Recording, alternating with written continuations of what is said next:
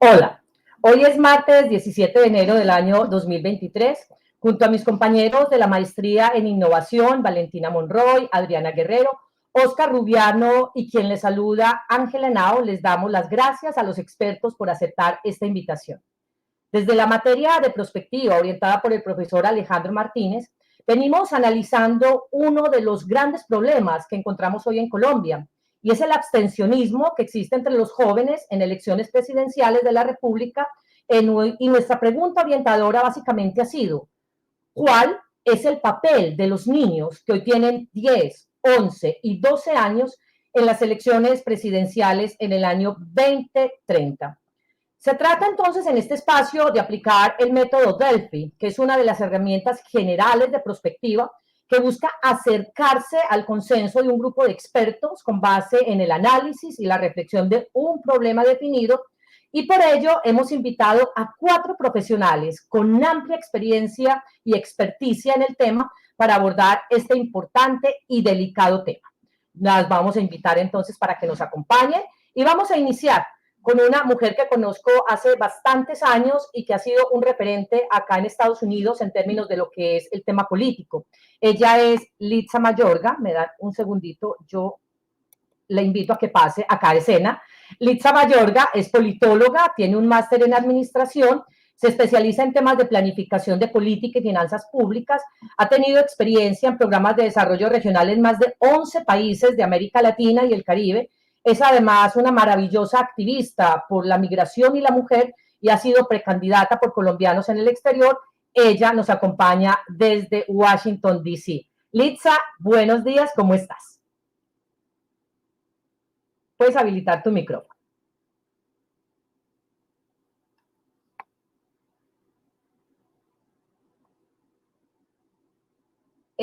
No sé si la escucharon, yo no la escuché, no sé si alguien... No, creo que mi audio estaba cerrado, permítame repito el saludo. Claro, adelante, Litza. Muchas gracias por invitarme a estar con ustedes el día de hoy. Los felicito por este espacio de prospectiva. Realmente es muy interesante poder escuchar nuevas voces y ver que el ejercicio está latente en la academia. Gracias. Así es, porque si no es desde la academia, ¿desde dónde más se va a trabajar? Desde ahí es de donde deberían salir estas iniciativas.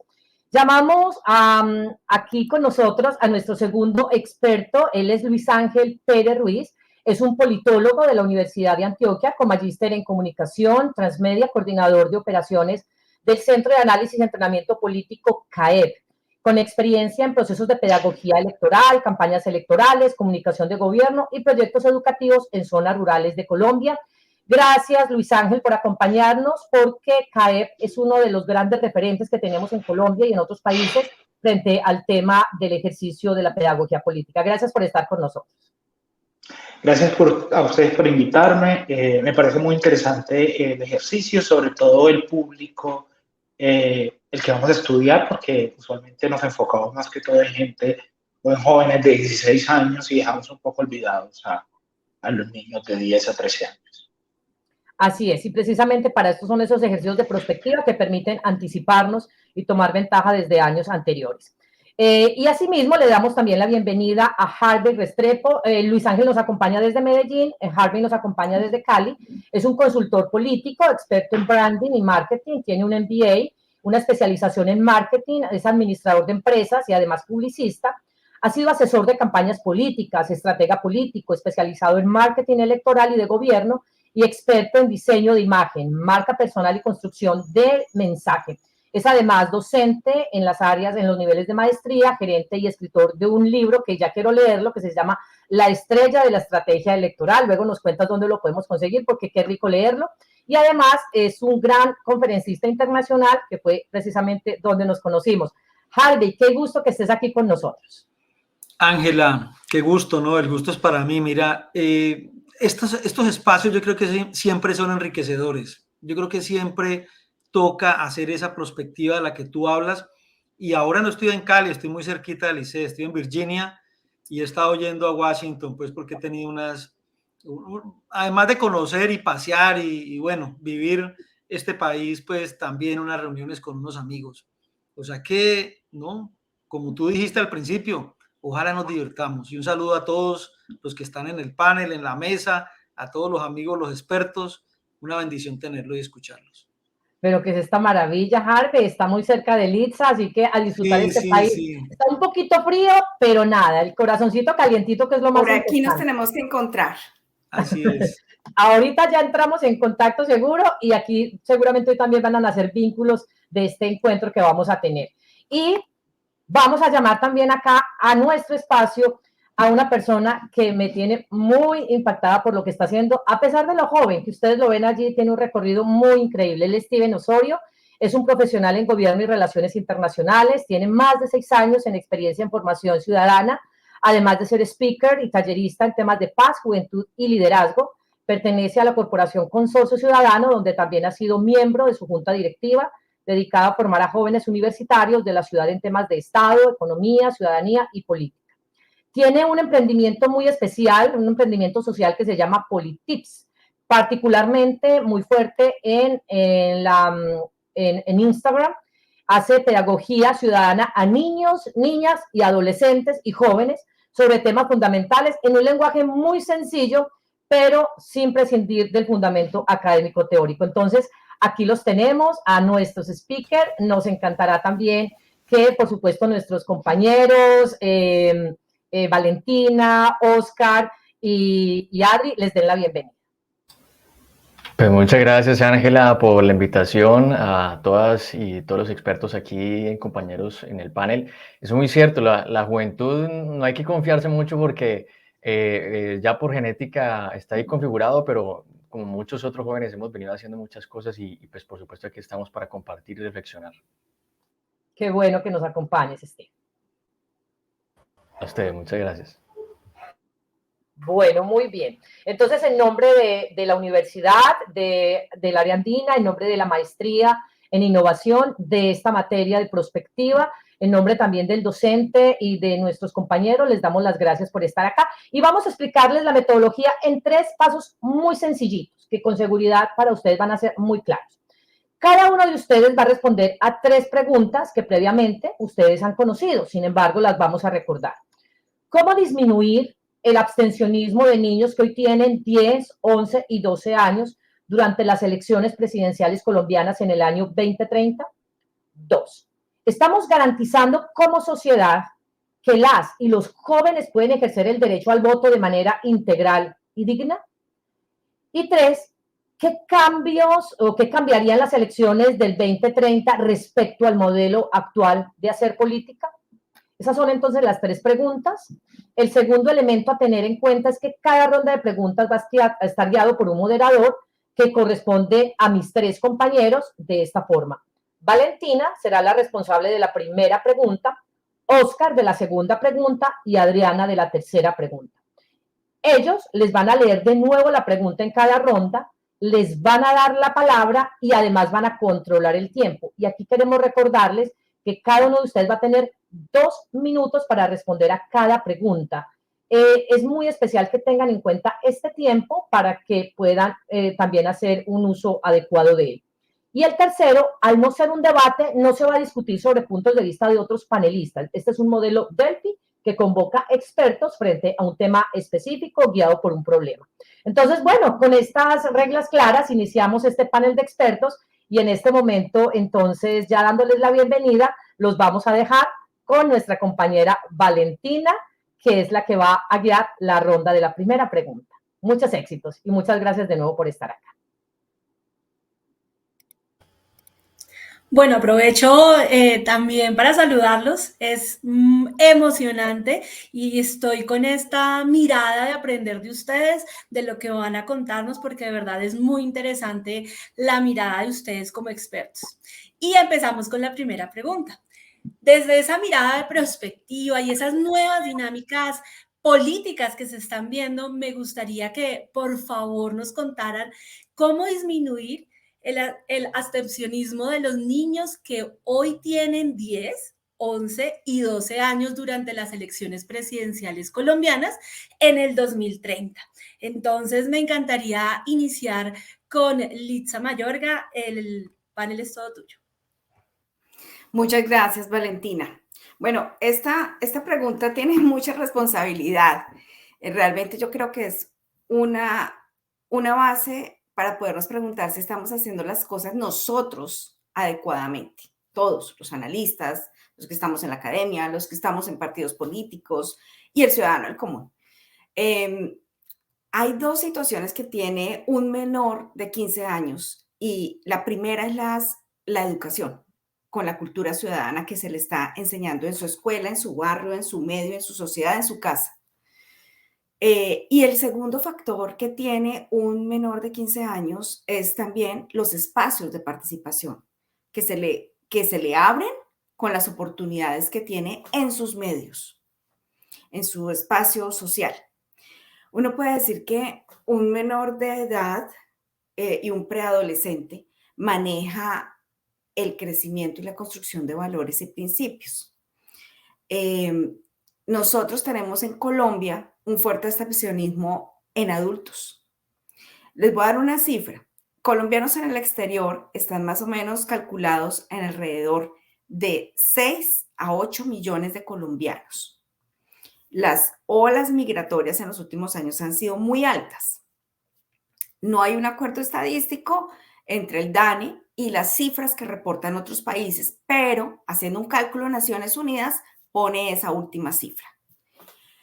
De manera que deberían haber por lo menos un número de votantes muy alto o un número de registro electoral muy alto. Y en el exterior tenemos solamente 1 millón de votantes inscritos. ¿Sí? Imagínense este abstencionismo en cada casa si lo lleváramos a regiones de Colombia. Un abstencionismo muy alto. En Colombia también tenemos un abstencionismo muy alto en todas las elecciones y parte de eso es que los niños y preadolescentes debemos acercarlos más a programas de cultura ciudadana para que entiendan qué es la política, qué es el ejercicio de la política. Y yo creo que ahí puede haber un cambio y una nueva percepción y grano de arena muy grande para poderlo comentar. Y en esto hacen falta desde cuentos hasta programas pues, de análisis ya en secundaria, porque esto se crea desde la infancia, definitivamente desde la infancia. Hay iniciativas muy, muy constructivas, si tú me dices si me voy pasando el tiempo, perdón. Ya te quedan 30 segunditos. Hay iniciativas muy constructivas que la fundaciones europeas y norteamericanas han hecho con colombianos para poderles ayudar a financiar a politólogos sus cuentos, donde explican qué es la política. Pero desde este espacio hay que seguir creciendo, hay que diseminarlos, hay que llevarlos a las maestras, a los maestros, hay que enseñarles a hablar a los maestros de política y a los padres, obviamente, una gran responsabilidad de educación cultural en la ciudadanía. Perfecto, muchas gracias, muy amable. Le damos la palabra al doctor Luis Ángel Pérez. Bueno, digamos que voy muy en sintonía de pronto con lo que decía Liza. Hay una característica que tienen mucho los niños, niñas y adolescentes y es que ellos están en una etapa de imposición, es decir, ellos no tienen capacidad real de decidir. Entonces, cuando cumplen 18 años, se ven abocados a procesos de decisión para los que ellos no están acostumbrados. Entonces, lo que uno, encuentra es que no existen procesos de toma de decisión reales y vinculantes que los puedan motivar a ellos a generar procesos o a involucrarse en estos mismos. Y esto empieza pues desde la escuela y desde la casa, por supuesto. Entonces, digamos que como tenemos un proceso de imposición constante al momento de cumplir 18 años, no hay un incentivo a ese proceso de decisión, a participar, a decidir, a opinar. ¿Por qué? Porque durante todo este proceso, durante mucho tiempo se dijo que tenían que hacer esto o lo otro y no había discusión. Entonces, digamos que cercenar estos espacios de discusión en los campos primarios, como son la casa y la escuela, lo que hacen es generar, digamos, una resistencia entre los jóvenes a desarrollar estos procesos. Y lo otro también es que estamos careciendo de procesos de pedagogía que sean no una simulación, sino el acercamiento real a cómo es el proceso de votación. Voy a poner un ejemplo. Yo fui jurado de votación en las elecciones pasadas, iba a contar rápidamente claro, y mi mesa era de primivotantes. Cuando, digamos, llegaban estos jóvenes de 18 años que no eran personas necesariamente estratos 1 y 2, sino de 5 y 6, uno encontraba que ellos no sabían qué hacer con ese tarjetón. O sea, ellos no sabían. Y me preguntaban, bueno, ¿yo qué hago con esto? ¿Dónde lo meto? ¿Qué le hago? ¿Cómo lo rayo? Entonces, digamos que sí hay un proceso de conexión entre el proceso electoral y el joven cuando llega a decidir. Ay, sí, perfecto. Muchas gracias. Damos la palabra al doctor Harvey Restrepo. Bueno, muchísimas gracias. Mire, digamos que estamos hablando inicialmente de niños que van a estar a 2 periodos de votación. A sus 18 años, pues empieza según las leyes que están hoy en día, según lo que está vigente hoy en día. Y los antecedentes que hay, pues es que, mire, todos a esa edad andamos buscando la felicidad, el juego, divertirnos, y estamos empezando a entrar a esas responsabilidades. No es fácil. No es divertido tampoco como nos lo muestran el tema político, es harto, no es la prioridad de su vida en ese momento, no es su necesidad primaria. Entonces, digamos que el proceso tiene que tener varias aristas motivacionales. Educarlos para poder participar en el proceso seguramente es el camino. Y hay 2 formas al final, ¿no? Que algunos países la tienen, voy a hablar de la segunda, pero tengo que mencionar la primera. Mire, si yo necesito prepararlos y llevarlos hasta el momento electoral para que tomen una decisión, pues una es voto obligatorio y nada, ahí les toca o nos toca, como para poder conducir toca sacar una licencia y se puede ejercer el derecho. Y la otra, digo yo, voy a hablar de la segunda porque algunos países que tienen o que han padecido esa dificultad también en sus primeras, con los jóvenes, pues han entrado en ese proceso para poder tener la representatividad de ellos y la decisión de ellos también, y que no se extrañen. Lo que sigue es incentivarlos, mire, y ese es un proceso natural también que se da en muchos espacios, y es cómo motivamos nosotros el ejercicio, cómo facilitamos ese proceso también. El niño empieza a los 10 años, pero él va creciendo y él va entendiendo, y por eso al final se empieza a preocupar por sus pruebas de estado, por prepararse bien, porque quiere ser esto o quiere ser lo otro. Y digamos que hoy en día no hay los incentivos suficientes para los jóvenes, los adolescentes para poder que se metan en el proceso. Entonces tendríamos que pensar en eso también, igual algo parecido a lo que sucede con la libreta militar, digamos más profundo y más enfocado en los que ellos van a hacer. Y definitivamente facilitarles el proceso. Mire, ellos van a utilizar y van a ser niños que son muy mediáticos, que utilizan mucho el tema digital, los celulares. Hoy en día, hombre, abren una cuenta bancaria con celulares, desde el celular, compra pasajes, viaja al exterior. ¿Cuánto falta, perdón? 30 segundos. Listo. Pero no podemos votar. Mire, la identidad digital ya es un hecho. En el mundo existe. Uno llega de viaje y existe el reconocimiento facial. Entonces, hay que facilitar también. Espero yo que en la próxima o en este estudio que se va a hacer de la reforma política y electoral, pues se pueda profundizar en estas herramientas para hacer factible y hacerles fácil el tema a ellos. Y lo otro, yo me quedo ahí, la edad. Yo creo que le entregamos responsabilidades a ellos grandes, inclusive se embarazan, suceden muchas cosas, son padres tempranos, pero los ponemos a votar tarde, inclusive no los consideramos aptos para estar en el Congreso, sino después de cierta edad. O sea que yo creo que también parte de esa responsabilidad que se les entrega. Perfecto, muchas gracias. Y damos la palabra al doctor Steven Osorio. Bueno, muchas gracias. Voy a complementar un poco con lo que han dicho mis compañeros, y es en lo siguiente: hay que tener en cuenta que las edades que estamos analizando en 2030 van a ser ya personas con su cédula que van a ser primivotantes. Pero entonces estos son centennials, son niños, niñas que hay que tener una didáctica de pedagogía distinta, precisamente por la forma y la etapa en que están educando y se están experimentando la vida. Un primer lugar de formación es la familia, pero esa familia está compuesta por los adultos que también fueron niños y que tienen muchos de ellos esos vacíos en formación de cultura ciudadana, de cultura política. Entonces, digamos, un primer elemento en reducción del abstencionismo en cuanto a pedagogía es cumplir el artículo 41 de la Constitución, y abro comilla: en todas las instituciones de educación, oficiales o privadas, serán obligatorios el estudio de la Constitución y la instrucción cívica.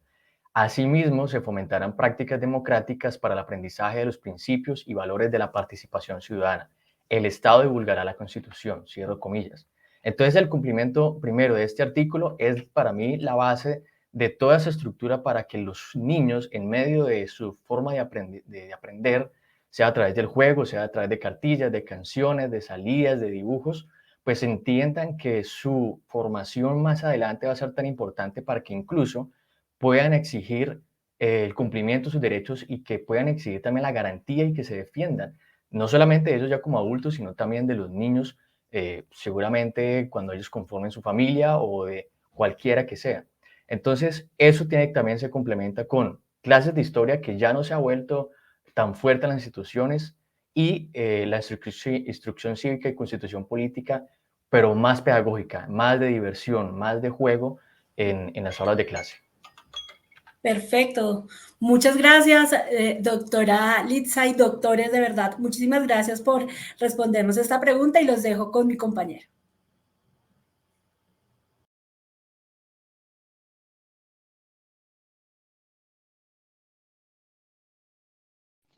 Bueno, buenos días a todos. De nuevo agradecerles por este espacio, por este tiempo, pues por brindarnos toda su sabiduría en este tema tan interesante. Mi nombre es Oscar Rubiano y voy a ir con la segunda pregunta que se titula: ¿estamos garantizando como sociedad que las y los jóvenes puedan ejercer el derecho al voto de manera integral y digna? Y para ello, pues vamos a cambiar un poco el orden en que hemos participado. Entonces vamos a comenzar con Luis Ángel. Luis Ángel, tiene la palabra. Dale, claro que sí. Digamos que la pregunta nos lleva a pensar si estamos garantizando el voto de manera digna para toda la población, no solamente para los jóvenes. Hay digamos, un problema que tenemos actualmente, y es cómo la ciudadanía puede acceder a, primero, los procesos de inscripción de cédula en lugares cercanos a su casa, y segundo, para acceder realmente al voto. Digamos que las ciudades grandes tienen la ventaja de la proliferación de pronto de centros electorales más cercanos, pero cuando llegamos a ciertos municipios más pequeños o a la zona rural, que es más complejo, lo que generamos también es que los ciudadanos no tienen, digamos, la facilidad para ir a votar. Entonces, yo como joven, o como persona mayor, pero como en este caso como joven, ¿qué me beneficia a mí viajar durante hora y media hasta la cabecera municipal para ir a votar y devolverme? Digamos que este proceso nos lleva también a cuáles son los incentivos reales para una persona que vota, y en este caso de los jóvenes y posteriormente los niños. Durante todo este proceso de incentivamiento del voto, lo que tuvimos era una serie de dádivas que se daban para que las personas pudiéramos votar, es decir, el descuento en la educación pública, pero ¿cuántas personas acceden a la educación pública? El descuento en la expedición de la libreta militar, pero ya digamos que la libreta militar está siendo un documento que ya prácticamente no sirve para mucho. Entonces digamos que los incentivos no se han ido adaptando a las nuevas generaciones, es decir, a una persona de 13 años hoy, cuando cumpla 18 años, los incentivos de hoy para votar realmente le van a servir, le van a parecer llamativos. Esa, digamos, que es la gran pregunta que tenemos. Y digamos que la garantía del ejercicio tiene mucho que ver con, digamos, el incentivo que se da. Listo, muchas gracias. Ahora vamos a continuar con Steven Osorio. Gracias. La primera respuesta es sí, estamos garantizando, sí, pero yo iría a la reflexión de la calidad de esas garantías. Y eso lleva a la segunda parte de la pregunta, de si es integral y digna.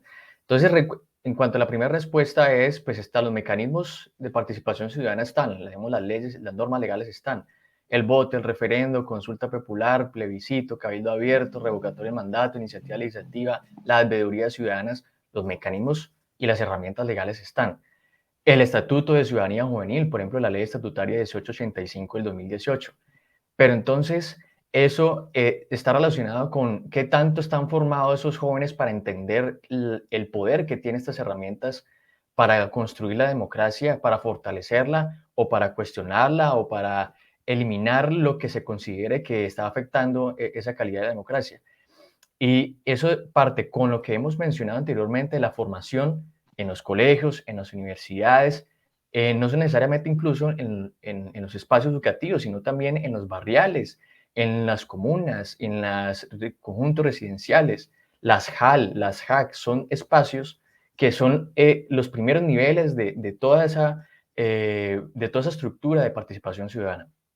Y por supuesto, las diferencias están. No es lo mismo hablar de garantía para los jóvenes en las zonas rurales que en las zonas urbanas. En las zonas rurales donde, como lo decía Luis, pues la urna está a 2 o 3 horas y donde muchas veces la presencia de la autoridad no es el Estado, sino de grupos armados ilegales. Entonces allí no estamos hablando de dignidad porque tienen que atravesar unas circunstancias que seguramente o posiblemente va a estar viciado ese voto, o va a estar viciado esa participación ciudadana, o va a estar limitado, o siquiera, como lo muestran los numerosos líderes sociales que han sido afectados precisamente por ese ejercicio.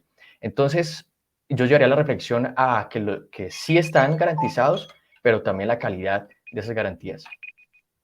Muchas gracias. Y ahora damos la palabra a Lixa Mayorga.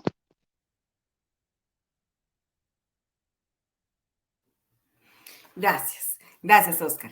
Bien, pues yo quiero apuntar aquí como un marco primero para utilizar estos segundos que tenemos. El primero es poder entender cómo es el sistema electoral que tiene Colombia.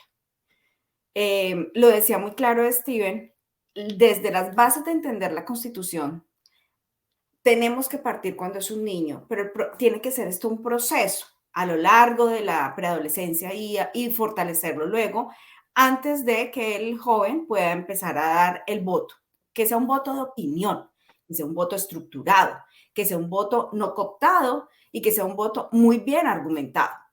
Pero para eso hay que enseñarles a entender cómo es que funciona el sistema electoral, cómo es que funciona el calendario electoral. Muchos, ahora voy a hablarles al final de alguna estadística del último estudio que hizo la encuesta DANE sobre cultura política en jóvenes. Muy importante que invitar, por ejemplo, a utilizar esas herramientas en el aula, en la sociedad y en los grupos políticos en los que participan jóvenes. Interpretan muy poco la realidad de cómo participar. Creen que participar es hacer la emulación de las prácticas tradicionales que ven a su alrededor. Entonces, le falta mucha información real, ¿no? Concreta en el cómo se participa, cuál es el calendario, cuáles son las instituciones, cómo pueden ellos mismos de pronto crear un movimiento, cómo pueden acceder a inscribirse en un partido y poder entender algunas bases de teoría política. En Colombia vemos muy claro que se confunde fácilmente el concepto izquierda, socialismo, derecha, fascismo. Se confunde porque traen los ejemplos y la historia europea a apropiarlo y asentarlo en la realidad colombiana, donde tenemos unas realidades de ideologías políticas diferentes. Hay que enseñar la historia política. El segundo punto es poder hablar del marco de participación. Perdón, tenemos... tendrían que llegar a tener... ¿Y esto pasa de tiempo? Sí, ya. Perdón.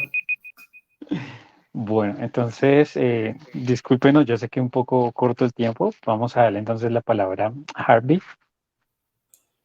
Bueno, perfecto. Sí, mire, yo creo que el derecho en la ley está, digamos, así asegurado, pero no está garantizado. Yo sí creo que hay muchos tropiezos. Creo que el modelo es diferente al que deberíamos de tener. Y cojamos algo donde, en el país donde está Licey, donde vive, porque yo no vivo aquí, yo viajo ahora el fin de semana a Licey y nos podemos ver súper, pero si no nos hablamos, como dice, mire, deberíamos de poder votar más tiempo. Las cabeceras municipales en los municipios, los que han trabajado territorio, los del campo bajan a cabeceras municipales a su día de plaza, de compras, de cosecha, y aquí en Estados Unidos no se vota un solo día, se votan inclusive por diferentes canales, diferentes medios, varios días, se arranca muy temprano, inclusive aquí existe el voto por correo. Entonces yo creo que el modelo para poder garantizar, y acuerde que los niños no votan en este momento, y tiene 10 años no va a votar, vamos a ir en una ruta hacia arriba para que cuando llegue el momento puedan votar. Yo creo que lo que hay es que actualizar el código electoral, hay que actualizarlo para poder que se puedan construir estos mecanismos. Mire, todavía estamos, hace 10 años la MOA entró y ha estado vigilante, pero no ha podido hacerlo en su lujo de detalles con el reconocimiento en la huella. Y ya no, ya la huella no, ya entra uno y el reconocimiento es facial, la identidad digital es distinto, es otra cosa. Los CMJ que se implementaron, los consejos municipales de juventudes, no tienen, parece un juego porque no tienen representatividad como debieran tener. O sea que si nosotros queremos la participación de los jóvenes, yo diría que tendríamos que ahí actualizar el código, bajar la edad de votación a 16. Yo creo que los de 16 años ya son responsables. Si son responsables para manejar un carro, para tomar, también son responsables para votar. También debieran tener el derecho de elegir, pero además de ser elegidos, porque es que empezamos a pensar a toda hora de que no pueden, y son genios. Ellos son genios también. ¿Cuánto me queda? ¿50 con el pitico? ¿30? No, ya hemos bueno, terminado listo, los 2 minutos. Listo.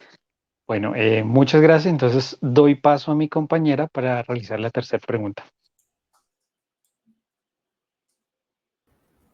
Buenos días, ¿cómo están? Muchas gracias por la oportunidad de participar en esta actividad académica. A mí me corresponde moderar la pregunta número 3, que es la siguiente. ¿Qué cambiaría qué cambiará en las elecciones del 2030 respecto del modelo actual de hacer política?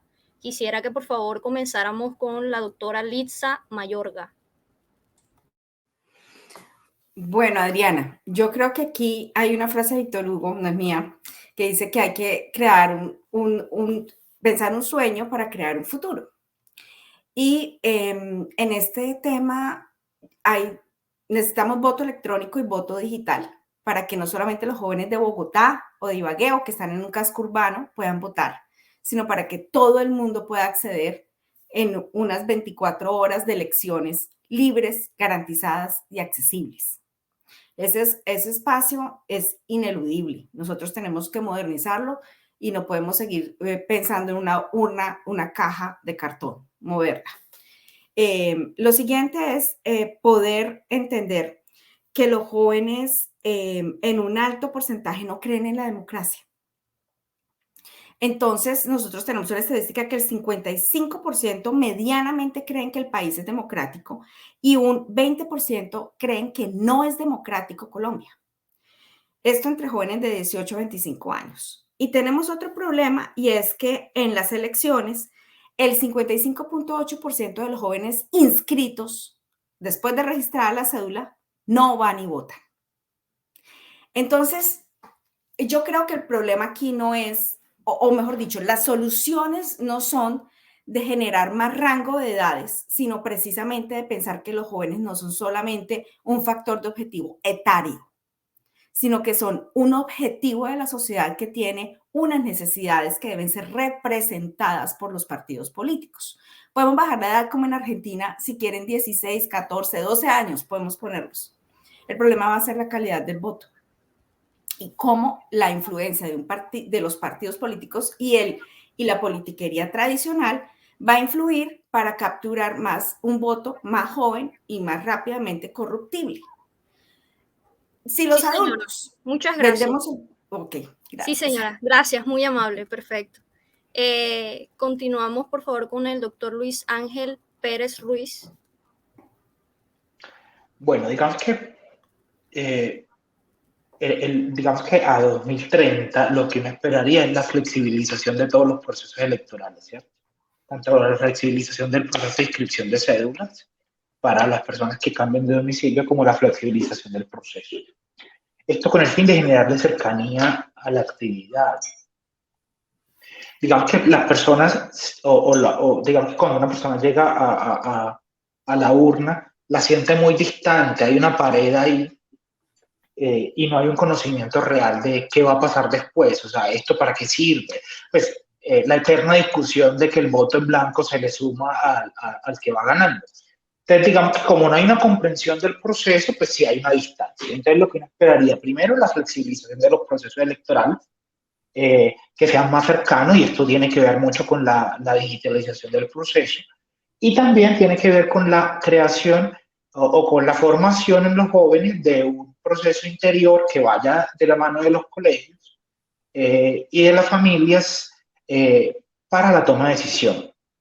Digamos que, y eso tenemos un gran problema en este asunto, y es que yo se lo comentaba a Ángela en una conversación, es que digamos que todo proceso en este momento que hable de pedagogía política o electoral con jóvenes o niños se entiende desde las familias como un proceso de adoctrinamiento.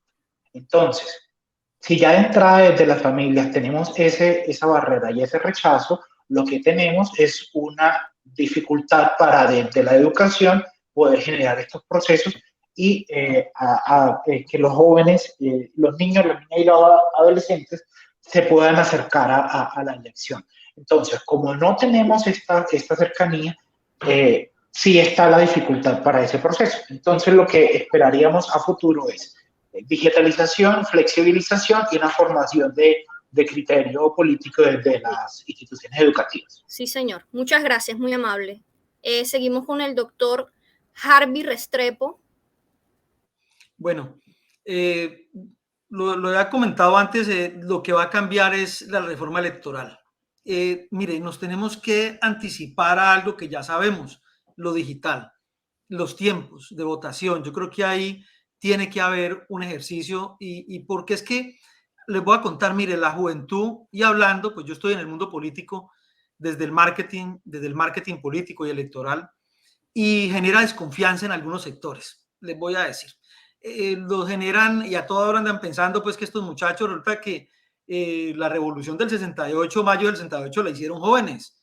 Los jóvenes ahora fueron los que gestaron muchos cambios, pero el statu quo de gobierno y los políticos tradicionales y los nuevos inclusive se asustan con los jóvenes, porque ellos son motores de cambio, son revolucionarios, son irreverentes, inclusive yo creo que son menos corruptibles que los viejos, son mucho menos corruptibles que los viejos si los educamos, si los trabajamos. Ese miedo que se tiene ha hecho que votemos en un solo día de 8 de la mañana, y ha sido un lío para poder aplazarla de las 4 a las 5 de la tarde, porque le da más tiempo a gente para votar, cuando en el mundo hoy en día abrimos la cuenta y manejamos nuestro dinero desde cualquier parte del mundo, desde acá de Estados Unidos, estando pues acá yo manejo mis cuentas en Colombia, pago y lo podemos hacer con el dinero, pero con el voto se volvió un tabú. Y mire, se volvió un tabú y pensamos todavía como si estuviéramos en el siglo pasado. Es que Internet nos llegó, mire, Shakira en 2 días tuvo 50 millones de visualizaciones y la comunicación cambió también. Y nos estamos preparando es para un mundo viejo. Y resulta que para poder acceder a mundos nuevos tenemos que tener mapas nuevos. Y yo creo que esos mapas, como los estamos pensando, inclusive como los escucho yo también, son mapas viejos. Tenemos que avanzar. La reforma política viene, las minorías tienen que tener representatividad. Sí, señor. Muchas gracias, muy amable. Seguimos con el doctor Steven Osorio. Gracias, Adriana. La primera reflexión es que para hacer política, todos la estamos haciendo, somos seres políticos. Y si hablamos de política electoral, pues muchas cosas han venido cambiando, como ya lo hemos mencionado, pero menciono un par de ejemplos en cuanto a la juventud y esa que se está preparando de 10 y 11 y 12 años. En los años 80, pues tuvimos la nueva constitución política gracias a jóvenes de diferentes universidades que salieron a decir no más a la violencia, y a través de un cambio en la Carta Magna, pues suscitaron pues todas estas herramientas que hemos mencionado. Luego las movilizaciones para poder aumentar el presupuesto a la educación. En el 2019 la exigencia del aumento de ese presupuesto, y en el 2020 además de muchas otras circunstancias, con los reproches que se puede tener de personas que no fueron parte de esa protesta pacífica, pues es es un ejemplo de qué tan importante es los jóvenes en la política electoral. Yo sí creo que para el 2030 será joven, será mujer y será virtual. Esa es la tendencia que no solamente en el mundo, sino que en Colombia lo ha demostrado por lo que acaba de mencionar y por lo que hemos venido visualizando en estas elecciones, no solamente en las presidenciales, sino también en las nacionales con el Congreso de la República y los consejos. Más jóvenes que a través de todas esas movilizaciones dijeron, pues ya no queremos seguir simplemente exigiendo, sino que queremos ser parte de ese cambio, lanzándonos como candidatos a las diferentes elecciones regionales. En el Congreso de la República, por supuesto, hay unos resultados importantes en cuanto a mujeres y en cuanto a etnias, y que van a ser muchísimo más preparados, pero esa preparación parte por esa hiperconexión que tenemos de la virtualidad, pues también va a haber un elemento importante, es el pensamiento crítico, y es saber que de toda esa virtualidad, de toda esa preparación, de toda esta cantidad de personas que salen a la política electoral, qué tanto puede, digamos, ajustarse a los criterios que cada uno tiene mejor conveniente para la democracia. Sí, señor. Muchas gracias, muy amable. Muchas gracias a todos por este proceso académico, por participar en la contestación de todas estas interrogantes que tenemos nosotros, y pues creería que debería ser una incógnita de la sociedad en general respecto a la actualidad de cómo se está presentando todo este contexto educativo de pedagogía, como lo mencionaban ustedes. En concordancia pues con este grupo poblacional que nosotros estamos estudiando, que son pues los niños que en el año 2030 ya van a ser aptos para votar y que en la actualidad adolecen de esa capacidad desde el punto de vista constitucional. Seguimos con mis compañeros del grupo para que tengan acceso a... Bueno, mis queridos expertos y expertas, de verdad es un placer, y a mí me gustaría, como grupo, nos gustaría escuchar una conclusión de ustedes, de parte de ustedes, frente a este tema de lo que nos puede esperar con estos próximos votantes en el año 2030. Entonces, para iniciar estas conclusiones, igual tenemos 2 minutos cada uno, y podría iniciar, por favor, el doctor Harvey Restrepo. Bueno, mire, yo creo que estamos hablando del futuro y no hay nada más importante que el futuro. Finalmente el pasado ya se fue, el presente tenemos medianamente un control y tenemos un gobierno que va a estar durante 4 años ahí, ya empezó. Tenemos elecciones territoriales este año y este año, y se van a dar a finales de octubre, el 27, pero lo que viene y lo que estamos hablando es el futuro. Yo creo que vale la pena que estos espacios se sigan digiriendo, se sigan, como dicen publicidad, o decimos nosotros, masticando, para poder llegar y para poder ajustar una democracia. Es la forma como se obtiene el poder, es a través de las elecciones. El poder, digo yo, es el destino, y donde se construye el destino de las personas, de los países, y si ese camino es imperfecto, el destino va a ser imperfecto. Yo creo que el subdesarrollo de que tanto nos hablan y nos asignan y nos tachan está más en ese proceso, en el electoral, en el político, porque entonces el destino va a estar en manos de unos cuantos y no va a ser un consenso, y las elecciones debieran ser sobre todo un consenso para saber qué queremos, hacia dónde vamos, y ahí caben todos, ahí caben los jóvenes, los adultos, los viejos, y mire, no sigamos pensando que nomás los viejos son los sabios que pueden o que entienden, porque se los han tumbado también. ¿Cuántos años llevamos votando y siendo senadores los mayores y siendo senadores los de cierta edad, y las cosas han seguido igual? Nos toca seguir o pensar en un cambio real. Todavía no lo tenemos, todavía no está, porque algunos se confunden y piensan que este gobierno, utilizando la palabra, a lo mejor lo va a hacer. Puede ser, esperemos a ver, pero el cambio lo vamos a necesitar si queremos vivir otro país, otra democracia. Gracias. Le doy la palabra al doctor Luis Ángel Pérez. Bueno, digamos que básicamente el futuro se construye desde el presente, y si nosotros seguimos viendo el futuro como algo que está muy lejos, digamos que no nos vamos a adaptar, el futuro es ya, porque la forma o como lo estamos pensando, que se puede flexibilizar el proceso electoral para adaptarse a los nuevos tiempos, pues es una tarea de ahora. Digamos que yo lo que saco la gran conclusión es que es la necesidad de flexibilizar todo para que todo sea más fácil. Digamos que a día de hoy las cosas también son muy difíciles. Uno se pone a pensar, por ejemplo, en la rigidez que tiene el sistema, y es, por ejemplo, en las elecciones, se tuvo una serie de muchachos contratados por parte de la registraduría para que manejaran todo el proceso biométrico, pero a estas personas no se les permitió votar porque no votaban ahí.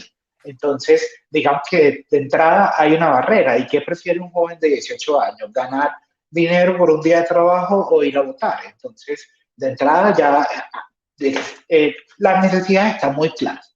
Y digamos que tampoco existe una flexibilidad para las personas mayores del día de hoy. Una persona, un celador que trabaja en el día, pues, y el horario de votación es de 8 a 4, pues de entrada no puede votar.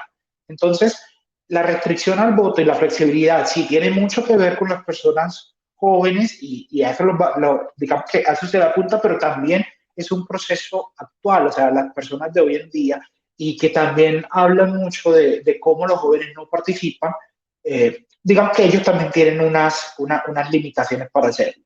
De pronto lo que decía Harvey también es muy cierto, o sea, digamos que se ha construido o se ha idealizado la figura de la persona mayor como la persona que sí participa, la persona que sí opina, y no necesariamente es así.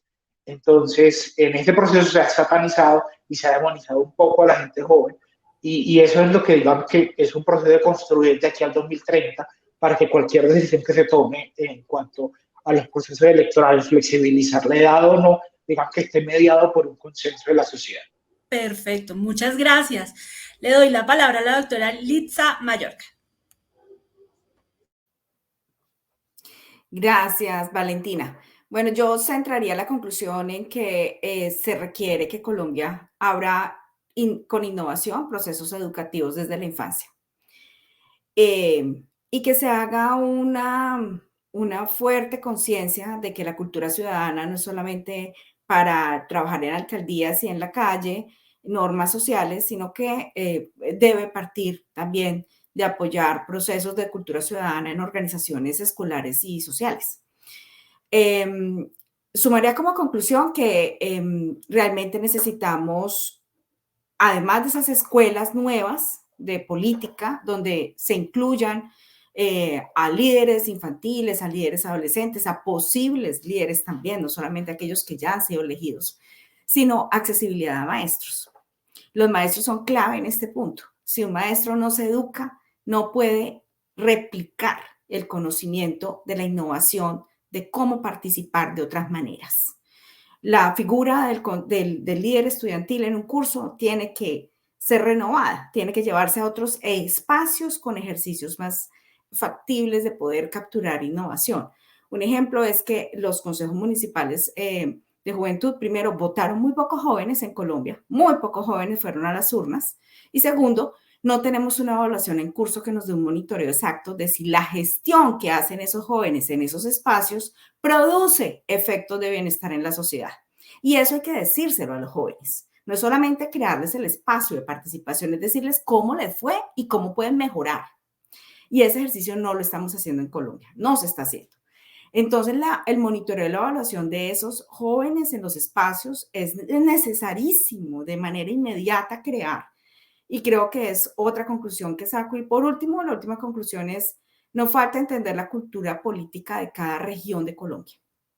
Un joven de los llanos y de la Amazonía es un joven muy diferente en intereses de participación política que un joven de Bogotá, de Usaquén o de sencillamente la zona de Santa Fe, o sea, de la alcaldía de Chapinero. Esos son supremamente diferentes. Sí, señora. Sigue siendo una visión muy céntrica la que tiene el país cuando hace las normas, cuando hace el sistema electoral, muy céntrica y muy antropocéntrica también, porque las tecnologías están hechas para reducir el espacio de todos los tipos de jóvenes. Perfecto, muchas gracias. Y pues abro el espacio para el doctor Steven Osorio.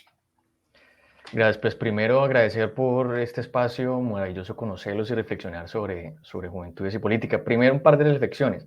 Nada está hecho completamente, todo está por construir, se ha venido construyendo. Esto es un proceso que sigue, que se ha alimentado y que hay que creer en él y que hay que seguir creyendo en él.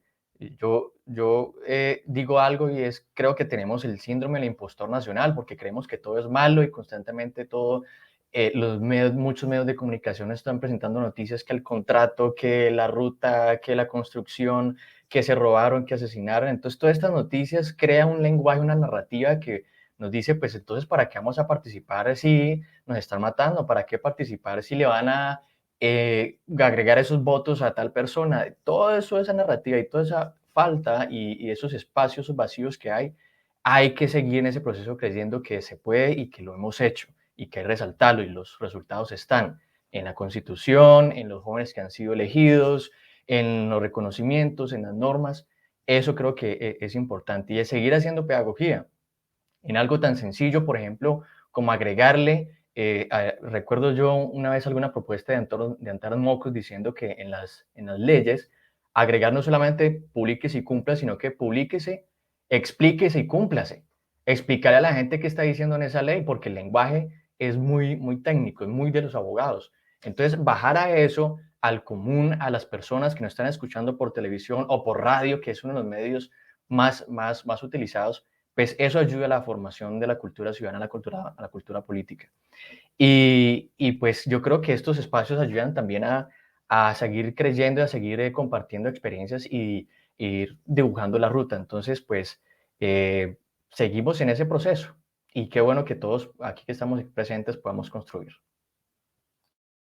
Muchas gracias, de verdad, esto es muy, muy instructivo de conocimientos y pues de esa mirada de ustedes como expertos. Entonces yo en este momento quiero darle la bienvenida a mis compañeros nuevamente a la sala para que podamos hacer el mejor cierre entre todos, y pues también agradecer a Ángela que los haya invitado, porque definitivamente escucharlos nos abre una perspectiva, una mirada muy interesante frente a la política y a los niños, niñas y adolescentes que próximamente serán votantes.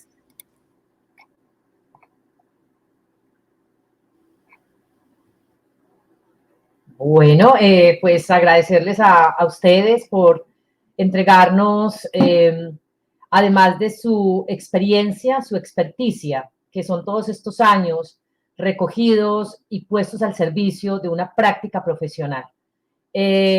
Cuando yo les hablé a mis compañeros de invitar a personas que ya conocía, es porque confiaba plenamente en el nivel y en la idoneidad, además desde la ética que cada uno de ustedes ha tenido, y con seguridad mis colegas lo han podido evidenciar de esa manera. Así que ustedes nos han hecho un aporte maravilloso a quienes permanentemente estamos en un rol de aprendices, como somos nosotros cuatro, y que por supuesto nos abrimos a explorar, a conocer, a aprender sobre nuevas posibilidades. Así que un agradecimiento muy grande y un abrazo hasta Washington a mi amiga Litza Mayorga, una mujer profesional de la que nos conocimos precisamente hablando de estos temas, y ha generado en mí una reflexión muy especial el día de hoy.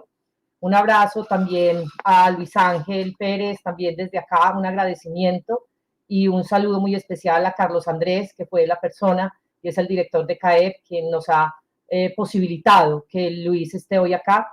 Y precisamente fue Luis quien nos llevó a un gran ser humano también, que es Steven Osorio. Así que gracias, porque es a través de estos vínculos como vamos sumando. Y a un gran amigo que está hoy aquí en Estados Unidos, a Harvey Restrepo, gracias también por esa energía.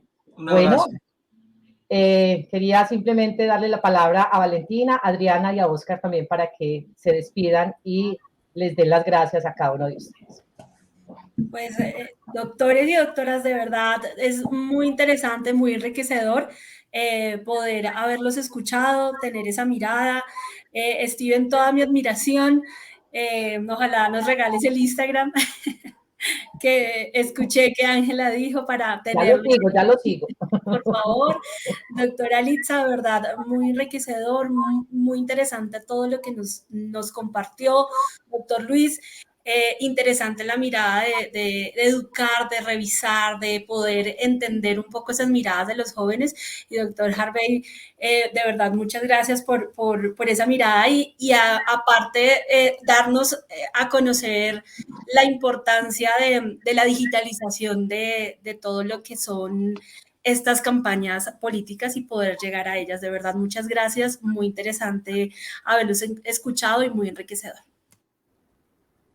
Bueno, quisiera darles las gracias a todos por mostrarnos un escenario o unas opiniones que en definitiva resaltan la actualidad del contexto, haciendo referencia a la innovación y la incorporación de las nuevas tecnologías en los ámbitos regulatorios y el derecho y lo que se llama pues también el derecho informático y de las nuevas tecnologías. Definitivamente me quedo con esos aspectos que me parecieron muy interesantes, además de mencionar todos estos aspectos desde el punto de vista de la pedagogía, de las edades y de los contextos reales que tienen pues este grupo poblacional que nosotros estamos estudiando, dependiendo de su propio escenario desde el punto de vista social y de la ubicación territorial que tienen esto. Entonces, muy, muy interesante y muchísimas gracias.